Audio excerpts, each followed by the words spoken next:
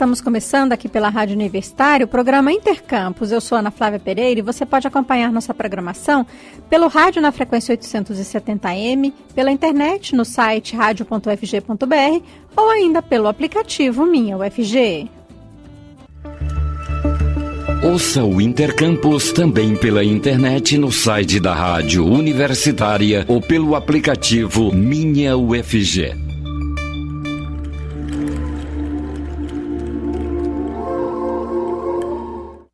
Os servidores técnico-administrativos em educação das instituições federais de ensino superior de todo o Brasil promovem desde ontem uma greve nacional de 48 horas. Nesta quarta-feira de manhã, na Regional Goiânia da Universidade Federal de Goiás, os técnicos se reuniram no auditório do sindicato da categoria, o Sint-IFES-GO, no setor universitário, para uma roda de conversa sobre as reformas e medidas de emergência para o serviço público previstas em um pacote do governo federal. Para essa roda de conversa foi convidado o professor Gessi José Pereira da Silva, professor do Instituto de Matemática e Estatística da UFG. A jornalista Silvânia Lima acompanhou a reunião e nos conta mais. Olá, Silvânia, a roda de conversa aí com o professor Gessi já terminou? Bom dia, Ana Flávia, bom dia, ouvintes da Rádio Universitária. A fala do professor Gessi, a fala principal já terminou. Nesse momento ele atende às indagações das pessoas que participam aqui e outros também que trouxeram informes, né? Entre eles o professor Flávio, com quem nós vamos conversar daqui a pouco. Então, aqui na sede do Sindicato de Servidores no setor universitário, o Sint-IFES-GO, ocorre então a segunda atividade da greve de 48 horas, né, da categoria dos técnicos administrativos em educação das instituições federais de ensino superior. Ontem, Ana Flávia, as ações da greve giraram em torno de visitas às unidades e órgãos, no caso da UFG, do Instituto Federal Goiano e do Instituto Federal de Goiás, para conversar com os servidores. A preocupação é conscientizar a categoria sobre as perdas de direitos e o comprometimento dos serviços públicos com as reformas do governo, né? E na manhã de hoje, então, está havendo essa mesa redonda, esse debate, muito ilustrador, né, muito esclarecedor sobre essas reformas, discutindo pontos específicos da reforma e que afetam o servidor. Essa palestra ela foi proferida pelo professor Gessi Silva, como você disse, do Instituto de Matemática, e ela foi transmitida pelas redes sociais do sindicato e do Sint-IFES e também da Rádio Universitária. E será retransmitida na íntegra às 18 horas na Rádio Universitária. Entre os presentes aqui está o professor Flávio Alves, que é presidente da DUF, né, o Sindicato dos Docentes da UFG, ele que trouxe algumas novidades sobre a mobilização nacional dos servidores contra as reformas do governo. Nós vamos conversar com ele. Bom dia, professor. Obrigada por falar conosco. Bom dia. Eu que agradeço o convite. Professor, ontem o senhor participou de uma reunião nacional das centrais sindicais, né? Quais são as novidades? Essa reunião das centrais sindicais era para traçar, né, o plano de lutas para o próximo ano, esse final de ano e para o próximo ano. E principalmente, né, a união, né, de toda a classe trabalhadora para lutar contra essas medidas que o governo Bolsonaro tem tomado contra os trabalhadores, né, brasileiros. Essas medidas provisórias que ele tem apresentado, contra esses projetos de lei, contra essas PECs que ele tem apresentado também, que tanto prejudica os trabalhadores. A gente teve a reforma da Previdência que já foi aprovada, o governo tem ameaçado apresentar uma reforma administrativa também, apresentou a MP 905, que acaba realmente com o trabalhador no sentido da a carteira verde e amarela, né, que prejudica muito, né, os novos trabalhadores também, porque reduz o INSS, reduz o FGTS. Então é uma questão muito complicada. Esse governo realmente está apresentando medidas que prejudiquem muito o trabalhador. Então as centrais sindicais ontem reunidas, queria fazer muito esse debate, né, das medidas que o governo está apresentando e traçar realmente esse plano de luta. E fazer realmente a união da classe trabalhadora para lutar contra essas medidas. Professor, nós estamos falando aqui da emenda constitucional 95, né, que congelou aí o orçamento das universidades por 20 anos, a reforma trabalhista, a reforma da Previdência, já aprovada, e agora sendo encaminhada ao Congresso a reforma administrativa. Todas elas afetam o servidor público e os serviços públicos, não é isso, professor? Sim. O governo, a reforma administrativa que o governo ameaça enviar para o Congresso, que não mandou ainda, segundo a imprensa nacional, pelo simples fato do governo estar com medo das manifestações, né, de rua, semelhante ao que está acontecendo na América Latina, prejudica no sentido de que o que já foi colocado é que prevê redução de salário, prevê a ter estabilidade, né? Uma vez que nós, servidores públicos, já estamos há quase 5 anos sem aumento salarial. Então, já estamos com perda salarial. E aí vem proposta de perda de salário. Então, isso não dá para aceitar, né? A própria reforma da Previdência já colocada, ela já vai ter uma redução salarial muito grande, né, dos servidores. Então, realmente, medidas ainda que venham reduzir nosso salário, nós não vamos aceitar de forma alguma. E a gente tem já aprovadas, né, desde o governo Temer, como bem colocado aqui, a questão da emenda constitucional 95, congela os investimentos, porque dentro da universidade, a universidade já está bem sofrendo com isso. A universidade está tendo corte de recursos, corte nos orçamentos das universidades, institutos federais, a ciência e tecnologia está tendo uma redução de quase 80% no seu orçamento.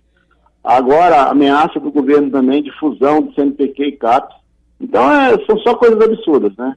A gente tem um ministro da Educação totalmente louco, né? No sentido de que as declarações que ele coloca todo dia, né, basicamente, seja no Twitter ou na grande imprensa também, né? Então, são declarações absurdas, né? Com afirmações que não se comprova de forma alguma. Então, a situação é difícil, né? Mas nós estamos aí na luta cada dia. É claro que, como colocado ontem, até na reunião ontem lá das centrais sindicais, a nossa maior dificuldade é de mobilizar a base, né? E nós temos que fazer o trabalhador acordar, né? Sair dessa normalidade, né? Sair dessa normose, porque não tem nada normal. E o trabalhador está achando que está tudo normal, não tem nada normal, né? Se o trabalhador não acordar, né? Quando ele perceber, né? Aí já foi tudo, já foi embora tudo, certo? Ele já está com a perda salarial aí de quase 20%. Né? Se você pegar o técnico administrativo da universidade, a perda salarial dele é quase 20%. Certo? Os professores estão com a perda salarial em torno de 10%. O técnico administrativo quase 20%. Então, se ele não está achando que isso está normal, então é difícil, né? Então, tem que acordar. Tem que sair para a rua, para as praças, né? Ocupar as câmaras municipais, a Assembleia Legislativa, a Câmara Federal, o Senado, e para as ruas mesmo. O movimento é esse. Se a gente não ocupar as ruas, não movimentar realmente para lutar contra essas medidas do governo, a gente vai perder tudo, né? Vai perder tudo. Tá aí, gasolina nas alturas, preço da carne nas alturas, né? Dólar nas alturas, então a situação realmente é difícil. Certo. De acordo com o professor Gessi Silva, aqui na palestra, 12 milhões de servidores públicos serão afetados por essas reformas, né? Aí eu pergunto para o senhor, concretamente, quais são os encaminhamentos dos servidores, como eles estão se organizando a fim de lutar pela preservação dos seus direitos? Ontem foi definido, né, vários calendários. Basicamente, as categorias elas vão definir agora até o final do ano as suas estratégias. Mas se coloca, já começou o ano em estado de greve, né? Vai ter vários calendários, por exemplo, de greve geral dos trabalhadores, né? Os trabalhadores eles vão ocupar realmente de fato Brasília, né? Então, a estratégia é essa, é ocupar as ruas, né? É ocupar as ruas mesmo, ocupar o Congresso Nacional, fazer mobilização. E é só assim para a gente reverter. Não tem outra forma, sabe? Não existe outra forma. Se a gente não ocupar a rua, né, principalmente o ano que vem, que é ano de eleição, né, ocupando as ruas, é mobilizando a base realmente, fazer com que a base participe, né? Os trabalhadores participem, os trabalhadores é que estão sendo prejudicados, né? O total de desemprego hoje, quase 14 milhões de desempregados, se essas pessoas também não participarem, né, de mudar da forma como está aí, né, vão continuar desempregados, o país não vai conseguir sair do jeito que está, né? Então nós temos que realmente fazer alguma coisa, porque não podemos mais aceitar, né, esse governo. Esse governo que está aí já está mostrando que democrático nada é, né? Ameaçando a AI-5 todos os dias, né? Seja o ministro da Fazenda, seja os próprios filhos do presidente. Então é uma situação realmente difícil. Tá certo. Essa foi a participação do professor Flávio Alves, presidente da ADUF, o Sindicato dos Docentes da UFG. A Silvânia Lima, aqui da atividade do segundo dia de greve de 48 horas dos servidores técnicos administrativos em educação das instituições federais de ensino superior, na sede do Cinti Fisgol, para o intercâmbio. Ana Flávia, bom dia a todos. Muito obrigada, Silvânia. Lembrando, né, que a cobertura completa dessa conversa aí entre o professor Gessi e os técnicos administrativos da Universidade Federal de Goiás, do IFG e do IF Goiano, você vai poder conferir aqui na Rádio Universitária a partir das 6 horas da noite. A gente vai fazer um pequeno intervalo e volta já.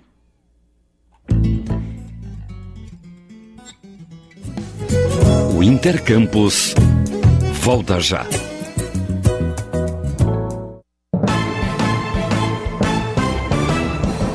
Fake News.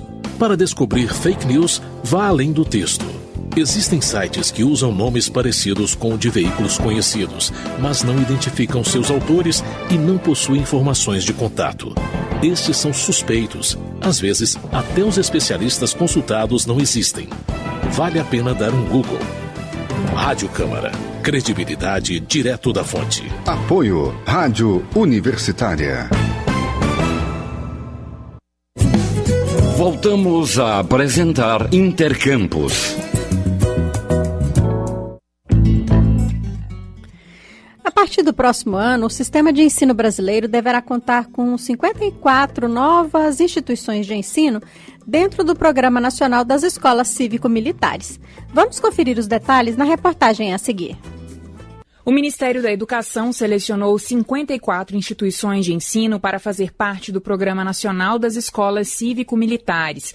Os centros de ensino selecionados estão em 23 estados e no Distrito Federal e já começam a funcionar neste modelo a partir do início do próximo ano letivo.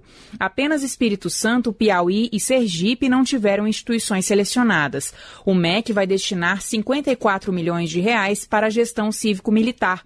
28 milhões serão repassados ao Ministério da Defesa para as despesas com o pessoal e o restante será aplicado nas unidades para pequenas reformas e materiais escolares. Questionado se a intenção da iniciativa é apenas disciplinar os alunos, o coronel Haroldo Ribeiro Cursino, que está à frente do projeto, explica que ela é apenas uma ferramenta. A disciplina, ela será uma ferramenta sim, mas não será a essência principal, ela não é o fim, ela é o meio. O principal objetivo é o aluno e a gestão para que nós possamos formar de maneira integral esse jovem. Cerca de 1.000 militares da reserva das Forças Armadas, além de policiais e bombeiros da ativa, devem fazer a gestão dessas escolas. As escolhas, segundo portaria publicada quinta-feira no Diário Oficial da União, foram feitas de forma técnica. Foram considerados locais onde há militares da reserva residindo, capitais e regiões metropolitanas, cidades em faixa de fronteira e faixa populacional. Da Rádio Nacional em Brasília, Maíra Heinen. Aqui em Goiás, 3 cidades, Águas Lindas, Valparaíso e Novo Gama, aderiram a este programa do governo federal. No estado, o estado de Goiás já tem 60 colégios militares bancados aí pelo governo estadual. A professora Miriam Fábia, da Faculdade de Educação da Universidade Federal de Goiás, comentou com a gente sobre os problemas que vê na criação dessas escolas cívico-militares, o que ela chama de venda de ilusão. Vamos ouvir. Eu acho que tem uma ilusão sendo fabricada de que a gente resolveria o problema da educação básica com a militarização. Eu vou usar a expressão ilusão para ser condescendente com o nosso ouvinte. porque a gente podia dizer mais pesado, né? Porque essa questão, ela tem que ser pensada a partir de que educação eu quero oferecer para a população brasileira.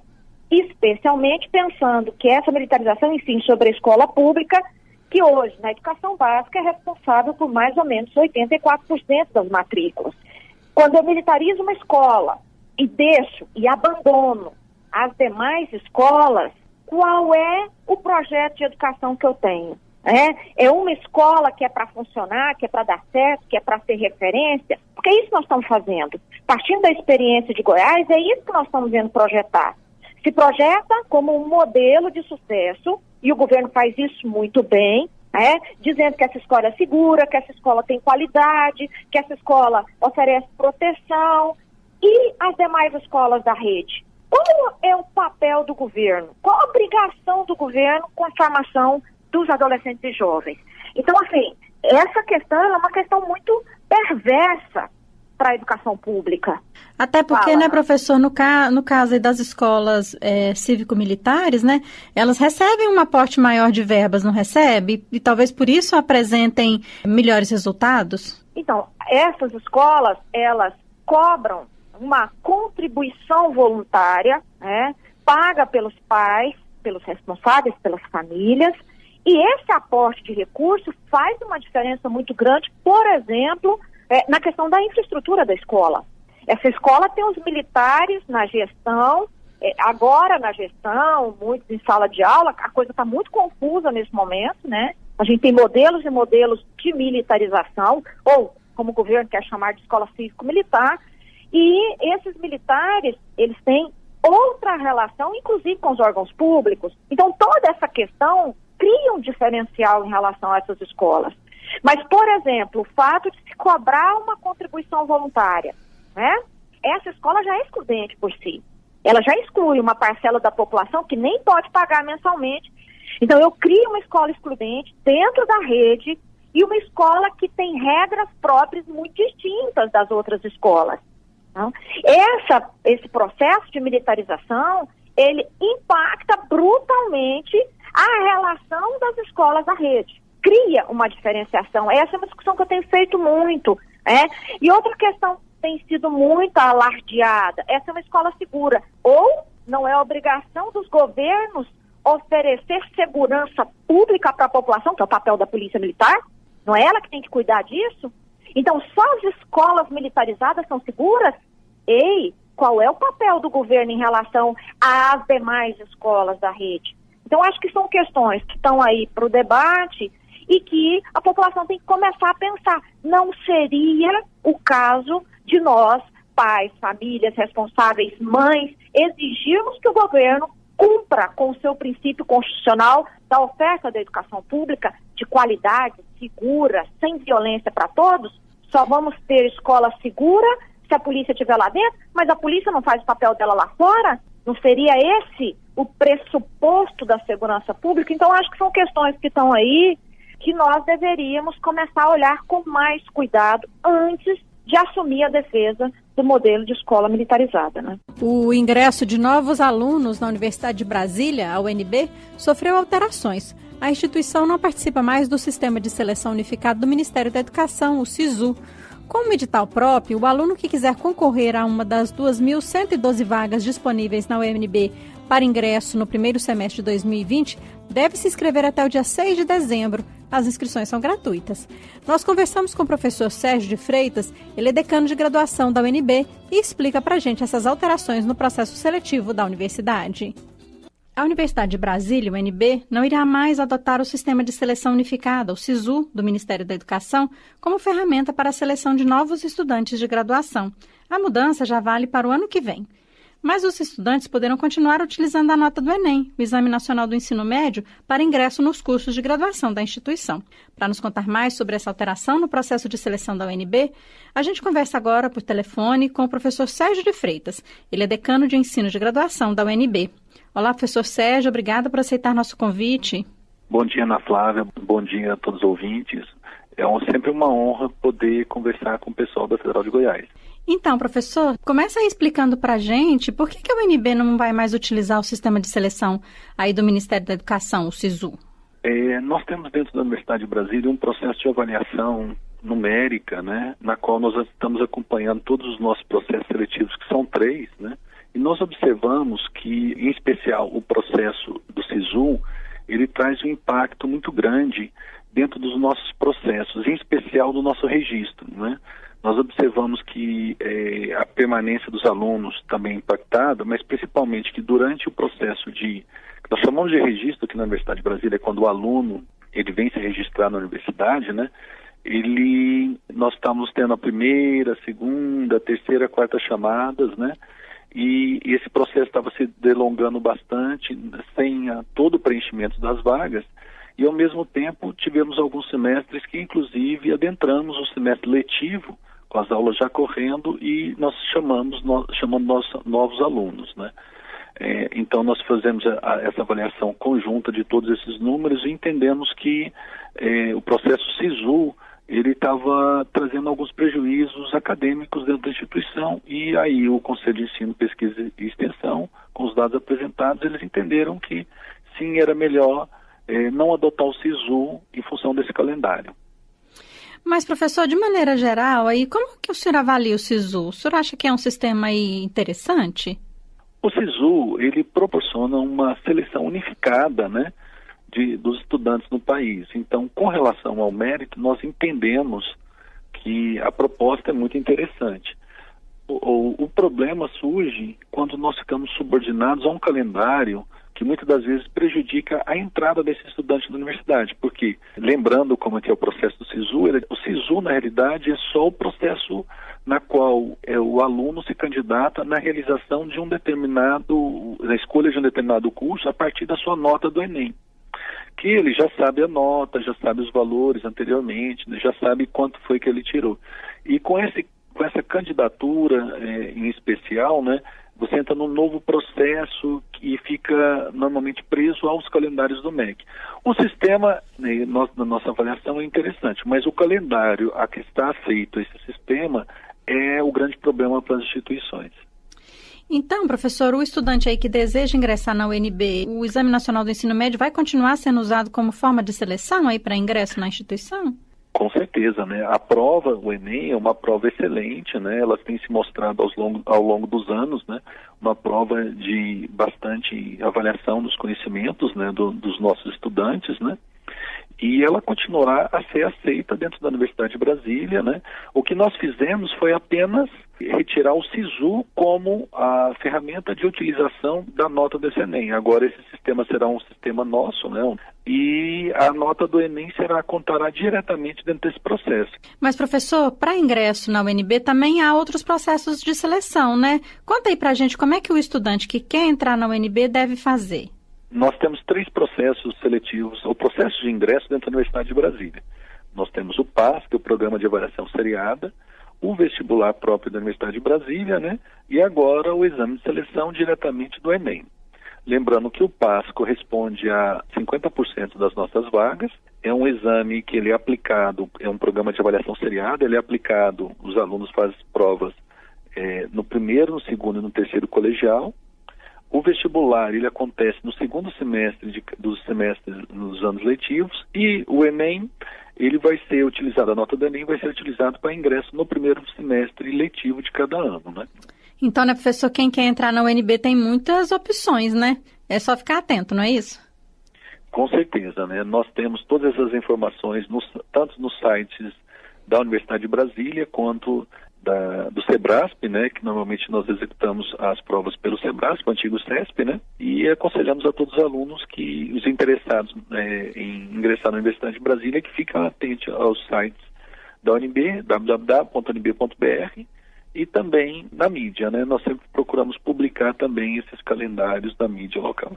Professor, até o último processo seletivo, né, a UNB também permitia aí alterações das pré-opções de curso, né, assim como acontece no SISU. Isso também acabou, né, professor? Por quê? Nós tínhamos, associado ao PAS, nós tínhamos o chamado SISUMB, né, que era uma espécie de SISU para o PAS, né? Então, da mesma forma que nós tínhamos o SISU para o Enem, que digamos assim, o SISU é aplicado ao Enem, né? Nós também tínhamos um processo semelhante interno, que era o SISUMB, né? E o SISUMB era aplicado às notas do PAS, né, que o aluno podia fazer. Dentro desse processo de avaliação nosso, nós percebemos também que esse processo é um processo de estudo longo também, né, que a permanência do aluno também está muito vinculada à sua atitude vocacional, né? Ou seja, a forma com que o aluno, que ele deseja realmente fazer na sua profissão, né? Então, nós identificamos também que a permanência dos alunos, na maioria das vezes, quando ela vem da sua atitude vocacionada, há um índice maior de permanência e uma permanência melhor dentro da Universidade de Brasília, né? Nós temos a expectativa do que a retirada desse processo de, digamos assim, de mudança de pré-opção vai fortalecer o aluno poder realmente estar na universidade naquilo que ele entende como sendo a melhor opção de profissão para ele. A Universidade de Brasília... São quantos cursos e quantas vagas, professor, que normalmente oferecidos aí pela UNB? Nós estamos oferecendo, nesse momento, 8.435 vagas de ingresso primário anuais, né, divididas no primeiro e segundo semestre, e nós temos 120 cursos em atividade nesse momento, né, de oferta de vagas, né. Depende muito do curso, temos cursos com mais vagas, outros com menos vagas de oferta, mas o total é 8.435. É opção para muita gente, né, professor? É opção. Nós temos nesse momento aproximadamente 40 mil alunos, a nossa média, digamos assim, anual do fluxo de alunos, né? Tá certo. Professor Sérgio, muito obrigada por suas informações aqui à Rádio Universitária e até uma próxima oportunidade, então. Muito obrigado, Ana Flávia. Foi um prazer estar com vocês e estamos à disposição para conversarmos mais sobre o assunto da educação superior, que é algo importantíssimo para todos nós. Com certeza, professor, um abraço. Um abraço. Essa foi a participação do professor Sérgio de Freitas, decano de ensino de graduação da Universidade de Brasília, UNB. Sobre as inscrições aí ao vestibular 2020 para o primeiro semestre, né, na Universidade de Brasília, a gente confere mais informações também na reportagem a seguir.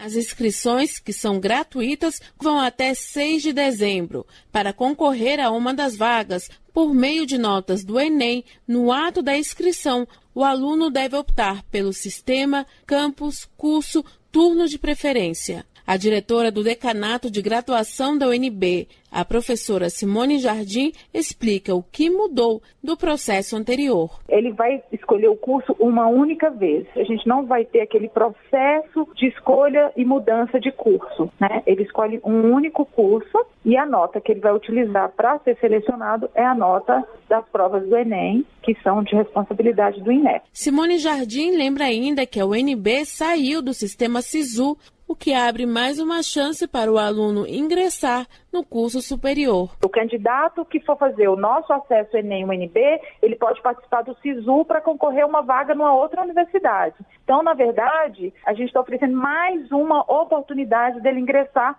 no curso superior, porque como a UNB saiu do sistema do SISU, então ele pode usar o sistema do SISU para ingressar numa outra universidade. Os candidatos podem optar entre 3 sistemas de ingresso: ampla concorrência, que é o Sistema Universal, o de cotas para escolas públicas e de cotas para negros. Mais informações no site sebrasp.org.br. Da Rádio Nacional em Brasília, Cariane Costa.